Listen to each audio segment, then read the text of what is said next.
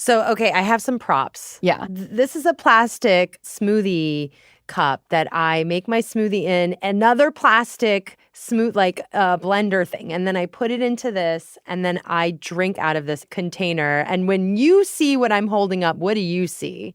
What I see is materials that as you're touching them, as the food is or the drink is touching the inside of that material, they are releasing microplastics all the time.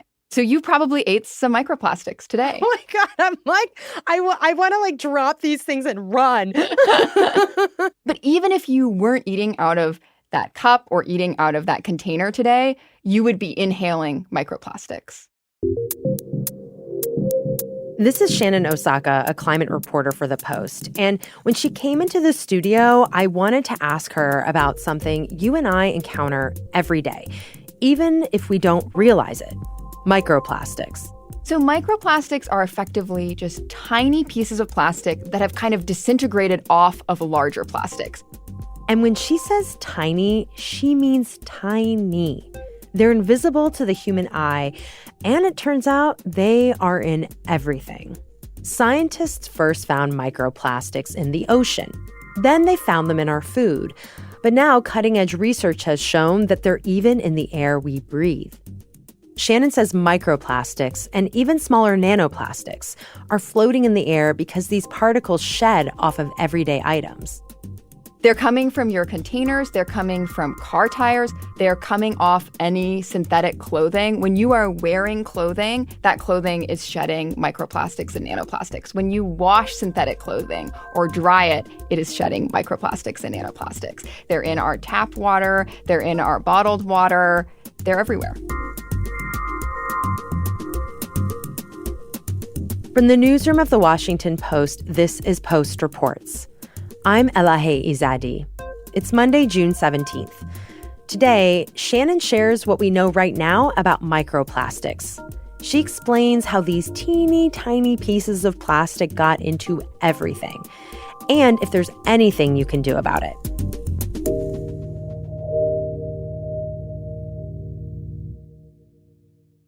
So Shannon, tell me a little bit more about microplastics. You mentioned they're in our clothing. So, okay, I'm wearing a dress. How do microplastics end up coming out of the dress I'm wearing? Yeah, so it's really two things. It's both just anytime that your dress is rubbing against something, like maybe your hand or the jacket that you have on over it, that can be shedding those tiny fibers. And some of those fibers will like fall to the ground and maybe they'll get vacuumed up and that's good. But some of them will be light enough that they'll just float into the ambient air. The other effect is like UV light. So effectively sunlight will hit your article of clothing, and that also helps it decompose a little bit and helps produce those fibers that then fly around. One thing to think about is that plastics don't really go away. They just get smaller and smaller and smaller over time. So you might have, a plastic cup, and over time, as UV light hits it, as it's sort of eroded, like say it's just, in a landfill or something, it is breaking down into those tiny pieces of microplastics or even smaller nanoplastics. What are nanoplastics? So nanoplastics are even smaller than microplastics. There's people have different definitions of where something becomes a nanoplastic, but effectively a nanoplastic is like 1/70th of the width of a human hair. So it's around the same size as like an E. coli bacteria. So like you can't even see it naked eye? You cannot, no, absolutely not. And the thing about nanoplastics is they're so small that they can infiltrate our bodies much, much better than microplastics can. I mean, both of them can get inside us, but nanoplastics could do even more damage. And we've only just a few months ago, scientists discovered an effective way of identifying nanoplastics in water and in the human body. And so we're going to have a lot more news in the next couple of years about where nanoplastics are. So obviously, this doesn't sound great, the idea of having something that's plastic, whether it's micro or nano, inside of our bodies, inside of our lungs, ingesting. But chemically, what are we talking about here? And I'm also hearing you use the word plastics, plural. Are there different types of plastics? And chemically, what are we actually talking about here? This is, I think, the scariest part for me when I think about it. Which is just, there is no one plastic. It would be great if there was one plastic. Why? Because then it would be easier for researchers to understand what it's doing to our bodies. Oh. But basically, there are tons of different types of plastic polymers, which are sort of just like the plastic itself. And then on top of those polymers, companies are adding all of these different chemical additives. It could be something to make the plastic more stretchy or soft. It could be something to make it flame resistant. All of these things have their own chemical impacts. So when you think about scientists trying to figure out what microplastics do to us, it's like one of those horrible math problems that you might have in high school where it's like, oh, you have 100 different colors and you have 1,000 different shapes. And all of those could mix and match and have different effects on our bodies.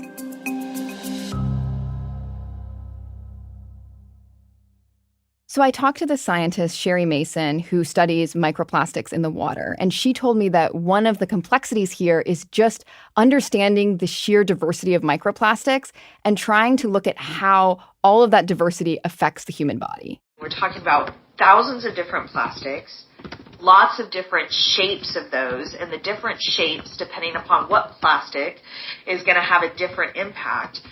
And then on top of that, then you have all the different chemicals, right? So is it a polycarbonate fiber or a polystyrene ball? All of that can have different impacts. And are you talking about a liver cell or a kidney cell or a brain cell or a skin cell? I mean, it's just like, there's so much. I mean, this is where it gets so frustrating. Because there's so much more to know, and the reality is we need to act before we have all of those answers. I think that's where it really came home to me, that this problem is like almost designed to be as difficult as possible for scientists to figure out. And they feel that it will almost be impossible to figure out in the timeline that we need to take action. How much microplastic is in my body? Do we know? How much is in the average American's body? It's really hard to say. We know that we are ingesting or inhaling tens of thousands to hundreds of thousands of particles every year. How many of those are staying in our body is a harder question. We know things like the average set of lungs has over 400 microplastic particles. And that is likely to be an underestimate because that's looking for microplastics, which are bigger. I mean, it doesn't sound great, 400, but particles, that's kind of, they're small. So, I mean, how much is that really? I don't know. It's really hard to say at this point. And I think the science is so new and they're developing all of these new techniques all the time to try to figure out exactly what the concentration is, how much weight of microplastics effectively we have in our bodies.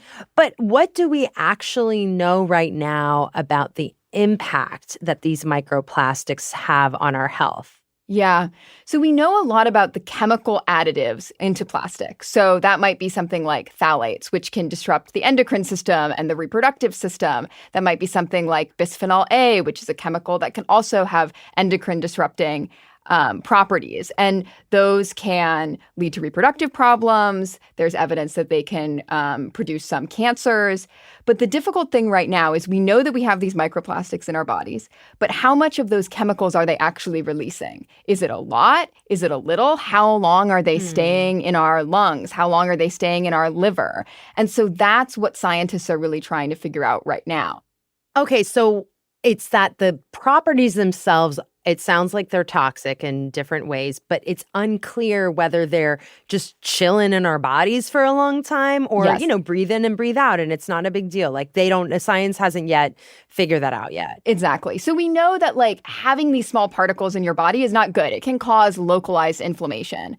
But how much are those chemicals contributing to bigger problems? And there is some evidence. There's evidence, for example, that people with irritable bowel syndrome have more microplastics in their digestive tract than people without. There's evidence that people with microplastics in particular arteries can be more likely to die of heart disease. But scientists say, these are very compelling studies, but it doesn't quite create that strong causal link that we need. So, Shannon, we've been talking about what these plastics could be doing to humans, but how do microplastics affect plants and animals? I'm thinking about the rest of life on this planet, what is the impact that these microplastics have on the environment? We have a lot of evidence from the oceans because that's where people were first looking at microplastics. And they have found that microplastics can have extremely deleterious effect on ocean life because those microplastics are sometimes just sitting in the bodies of these creatures. It can cause premature death. We're talking about real threats to ecosystems that are already under threat from all sorts of different things like climate change, et cetera. I'm just stepping back and wondering, how big of a problem is this right now? Because yes, this sounds very concerning, but on the other hand, I think about how, I don't know, in the 80s and 90s, having styrofoam was just very normal and that people weren't really even worried about plastics. And it feels like maybe now there's more awareness of trying to use biodegradable materials, which maybe might be even better for us, let alone the environment. Is the situation actually better now than before? Unfortunately, I would say the situation is much worse. Oh, okay. Which I'm sure is great to hear. But basically, as we talked about, the plastics are not going away. They're just getting smaller and smaller. And we are producing more and more plastics every year. In 1950, we were producing maybe 2 million tons of plastic. Now it's over 400 million tons every single year. And so if you think about that, those plastics are they're in the world with us and they're staying there and infiltrating our bodies at the same time. I think the reason that we haven't heard very much about this is because we've only really started looking for microplastics in the last 10 years. And first scientists were like, microplastics are in the ocean, they're in fish, they're in seafood. And then they started looking other places and they realized, oh, they're actually in the air. They're actually in our food and in our water. They're actually in our bodies. After the break, how you can reduce your exposure to microplastics in your daily life. We'll be right back.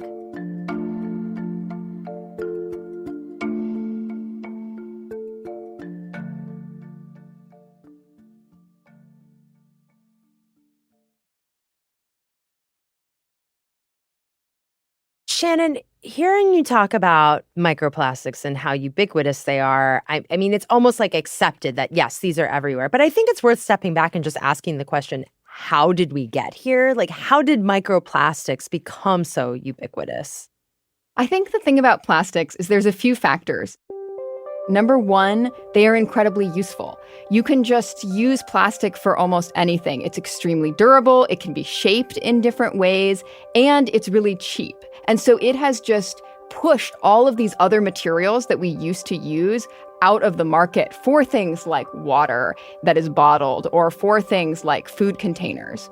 At the same time, the fossil fuel industry sees plastics as a route forward. Plastics are made from petrochemicals. They're made from fossil fuels. And as we're talking about, phasing out oil, phasing down natural gas, fossil fuel companies see plastics as a route to the future for them where they can still make a lot of money. Oh, interesting. So this is a point of investment for them. Yeah. What does the industry have to say about these concerns about the ubiquity of these materials and questions around the impact that they have on people's health?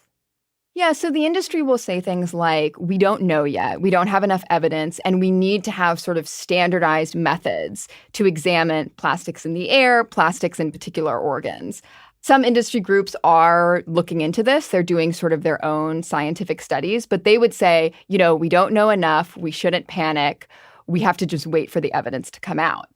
I reached out to the American Chemistry Council, and they said that they are investing heavily in looking into the science of this area. They've invested $15 million into research.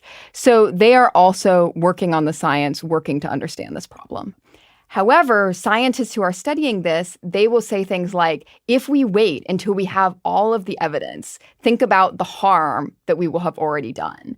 And so the scientists that I've talked to say that basically the time to start thinking about regulating these things is now, even as we are building up the scientific evidence. Is there a push to regulate these things, and where does that stand? There is a very beginning of a push. So states like California are starting to look into, should we regulate microplastics in tap water? They're trying to start tracking the amount of microplastics in tap water and then seeing if they can move from there to more of a regulation. But there's no limitations on the microplastics that can be in the air. There's no limitations on the microplastics that can be in your food. Like if you're eating a burger, the burger has microplastics in it. What's the resistance to there being limitations on this? I think it's just a lot of, again, uncertainty. And uncertainty historically has been the factor that has pushed people to say it's not time yet. Like, if we're going to impose these expensive regulations, like, we need to know that there is actually this health problem. What can I do, in lieu of seismic societal changes and finding alternatives?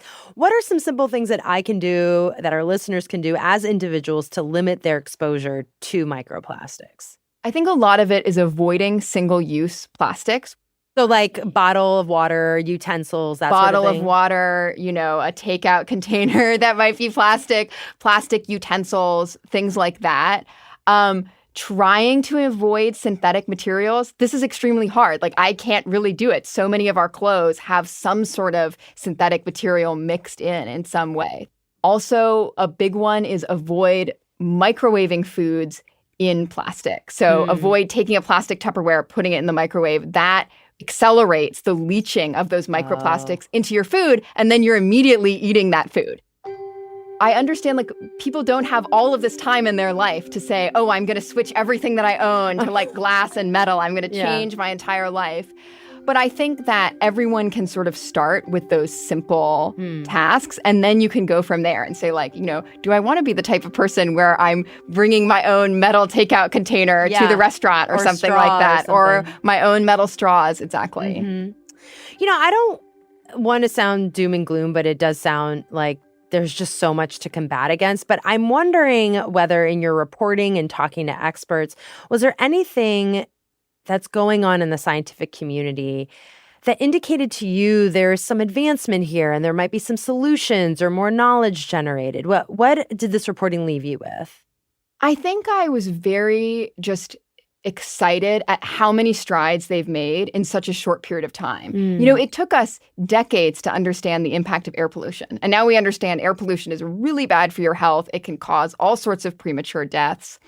And microplastics is really early. We're just basically like a decade into understanding this thing, and already scientists have found it in so many parts of the body. They're starting to create this link to health problems. So I think it's a really exciting space.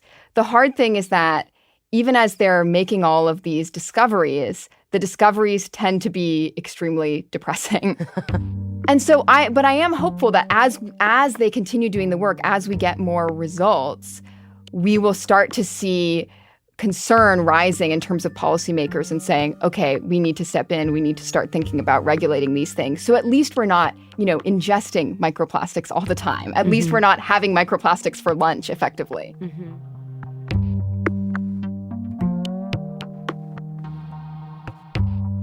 Well, Shannon, I'm going to go get a metal takeout container and then from now on insist that my salad be made in this. Thank you so much for joining me today. Thanks for having me.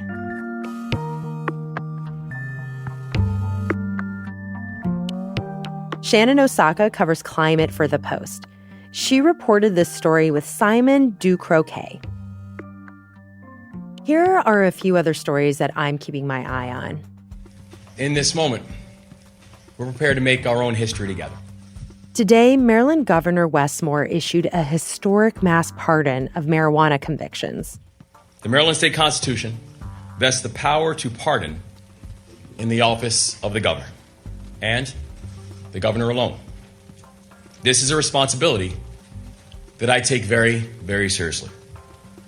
And that is why this morning, with deep pride and soberness, I will pardon over 175,000 convictions.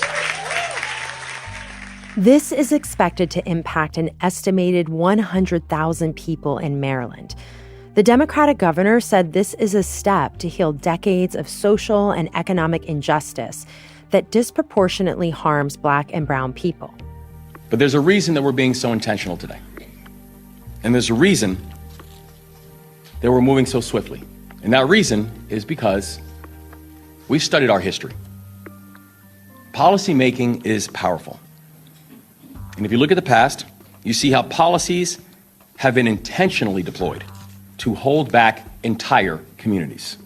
Maryland officials say the pardons on these low-level convictions won't result in anyone being released from incarceration. And another story, much of North America is about to get hit with a big heat wave. Record high temperatures will stretch from the Gulf Coast to Nova Scotia. Over the weekend, we saw highs of 96 in Chicago and Atlanta.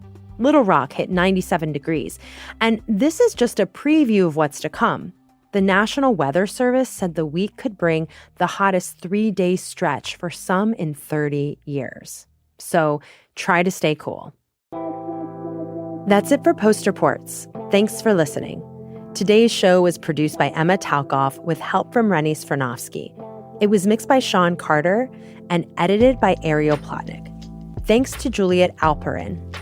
If you want to show your support for the show, please consider subscribing to The Washington Post. Not only is it a great way to help us continue to do this work, but now you can get access to Washington Post podcasts ad-free in Apple Podcasts. Subscribe in Apple Podcasts or by following the link in our show notes. I'm Elahe Izadi. We'll be back tomorrow with more stories from The Washington Post.